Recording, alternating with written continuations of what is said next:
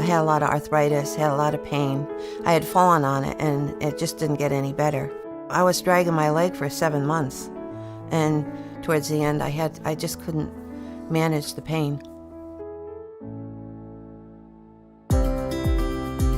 Hi, I'm Sandy, and I recently had a knee surgery at Columbia Memorial Hospital, and I'm quite happy with life right now.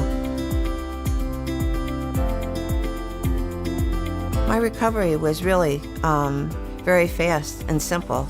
I can't get over it. It was so, right now, it feels so like I never had a problem with my knee. I'm back to normal. I'm doing things that I've been doing better than I was doing them before. Why did I wait so long? I wish I had it done earlier, but I hesitated because I was afraid. I didn't want to go through the surgery, have to be laid up for 5 months, but it wasn't like that at all. The experience was so great to the fact that I was driving my car a week and a half after I'd had the surgery. And I would like other people to realize that it can be that simple for them too. It's really, the process itself was very simple and very, it's just so quick and so easy. Thank you, Columbia Memorial, for giving me my life back.